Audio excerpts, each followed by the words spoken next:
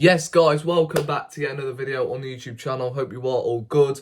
We are doing good, aren't we? It's going to be pure luxury in this match review. It's going to be luxury this weekend because we love an Arsenal win, don't we, to vibe our weekend. And that was a dominant, professional performance. Probably one of the most one-sided 1-0 victories you are going to see in the Premier League. Leicester City's XG was 0.1, so they only managed to tally one shot in 90 minutes, 0 on target. Coincidentally, because Maddison was not playing, that was a huge blow for Leicester, and he is, of course, their talisman. So they desperately missed him yesterday. However, come on, people are forgetting we're missing players as well. Arguably two of our most important players in Jesus, who before that 3-month injury, we were expecting him to come back for that game. But no, looks like we might have to wait a little longer. And then Thomas Partey was in the squad, but it was on the bench. So it just shows how dominant Arsenal were from minute 1 to 90. We thoroughly deserved the 3 points. The first half was good from Arsenal, but I was still sitting there scratching my head. How on earth are we not at least 1 or 2 goals ahead? I mean, we'll get onto VAR later on in the video, but even though I was happy with the performance, it was just, surely we can't go out of the ground with a good performance, but we don't get the result. And the second half, we just needed some sort of response, and we actually got that. Trossard with, I don't know what you even call that. Do you even call that a pass? That is freaking dirty. That should be uploaded on Pornhub, for God's sake. What a pass through to Martinelli. He did get injured in the process, but a goal is a goal, and from then on, we still dominated, despite Leicester had a couple of good spells in the last 10 minutes, but come on, they never looked like scoring from the start of the game, which was very, very surprised, because Leicester are a good attacking unit. It's just defensively, they're a mess. And to be fair, it was actually the other way around. They're actually all right defensively, but toothless in attack. Made it very, very easy for our defenders to just sweep up. Saliba, I thought, was solid. Ben White, for the second week in a row, really, really good. It's like he's got back onto track after, which has been a little dip in form for him. Zinchenko, captain's performance, and big up Arsenal for handing him the captain's armband, because of course it was the 1-year anniversary of what happened in Ukraine, so big up Arsenal for that. Gabriel was my man of the match. He was absolutely insane. Is there a more underrated centre-back in the league than Gabriel right now? I actually can't think of one. Funnily enough, as soon as he's grown his hair back, he's playing like prime Leicester. So please do not cut your hair ever again, because we need this consistency from now until the end of the season.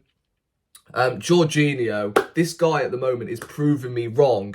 Don't get me wrong, I was saying when we first signed Jorginho, if Arteta can see a player in there, then I'm all for it. He is making Arsenal think to themselves, Partey, you can take it easy, have some time on the bench, and then maybe come on and see out the game for us. And look, maybe we've actually found, a good squad player for maybe 1 or 2 seasons. Of course, it's not going to be in our future plans because he is, 31, 32. But hey, right now, he is really, really good. His passing range is freaking ridiculous. Xhaka was a lot better yesterday. A lot more energetic than he has been in recent weeks. Saka, Odegaard, them guys had a bit of a quiet one. Martinelli, I thought, was very frustrating in the first half. Second, of course, scored the goal, and overall he was a lot better. And then Trossard, this guy is a baller. I mean, Arteta made the bold decision, dropping Nketiah and picking Trossard. Great goal. I mean, fortunately, it just has to be chalked off. You've got to feel sorry for him, don't you? Because the guy scored against Brentford. We drew that game because of utter corruption. And then in that game yesterday, scored a fantastic goal, but that gets chalked off. I mean, as soon as he hit that ball, I knew that was him because his finishing is inevitable. I mean, the feet, the fake, the finish, absolutely everything in that goal from Trossard was absolutely sublime. But then VAR happened. Now, thank God we actually won the game. Because if we wouldn't have won that game, this would have been a completely different match review. However, even when you are winning and VAR is a talking point, you still have to get what's needed off your chest. I believe we had some sort of corner or free kick. Trossard, as I said, scored a fantastic goal. And then there's a VAR check. And as an Arsenal fan, you're checking, you're sitting there thinking, what on earth are they checking? They refer it to a different angle and it deems to be Ben White gripping hold of the Leicester goalkeeper by the wrist or the hand, whatever.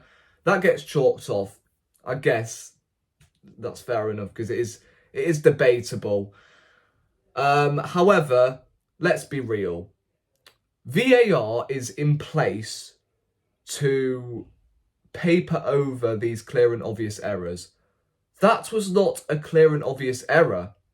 However, if you rewind a while later, a cross floats into the box, Saka gets freaking rugby tackled in the penalty area, and the referee is like, yeah, love it. Love a bit of this. However, gripping hold of someone's, wrist, oh my God, utter discrimination. Goal chalks off. It's just, the inconsistency is the main problem of VAR. And, when it does work, it's a breath of fresh air. But when it doesn't, honest to God, it is corrupt. So, and I'll tell you what the funny thing was. During that goal happened, none of their team, none of the Leicester team, were even appealing for anything. I mean, and even when they were appealing, especially the goalkeeper, he wasn't reacting badly or anything. He was only saying to the the referee, yo, I think you might have missed something here. I mean, you couldn't write a script. Thank God we started the second half so fast and we got that goal in Martinelli. I'm telling you now, if that is a sign of things to come from now until the end of the season, I'm telling you now, we're not going to get away with many wins like that against the big clubs if we're going to have VAR decisions like that. I mean, how on earth? How on earth can you not give a penalty for that? Also, we've got a goal disallowed. I think I mentioned that at the start of the video. We've got a goal disallowed in the second half, which was actually correctly ruled out. But the first one, the amount of times Ramsdale gets manhandled to, not to the ground, but manhandled from a set piece, and the referee and VAR don't do anything about it, is just beyond bewildered. But yeah, we got the 3 points. Happy days. 2 points clear at the top of the table. Of course, we've got Everton on Wednesday and then Bournemouth at the weekend. Talking about Bournemouth, cheers for doing us a favour against Man City.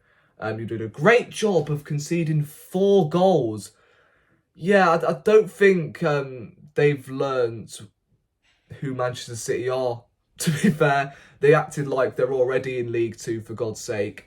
After what's happened, financially.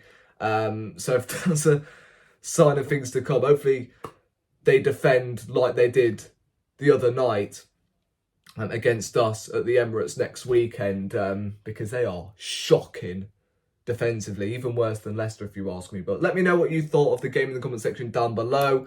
I will be doing a live stream on Monday. I will be introducing, this new series in Arsenal analysis. So I will be inviting guests on more often, and I'll be getting you guys to discuss your thoughts on the game yesterday. Overall, I mean, from what was pure vibes at the start of the season to now, it's all about getting 3 points. That is what champions do. We got a victory from going behind twice against Villa last week, which is a very tough place to go. And then we go to Leicester, who were missing Maddison, but saying that, we were missing Partey and then Jesus. Let me know, again, your thoughts in the comment section down below. Let me know your man of the match. There's a few contenders: Trossard, Gabriel, Jorginho. Ramsdale apparently equaled the same amount of away clean sheets as Jens Lehmann, which is absolutely fantastic. So big up Aaron Ramsdale, had hardly anything to do. So subscribe to the channel if you are new on my road to 1K, and I'll see you in the next one very, very soon. Catch you later.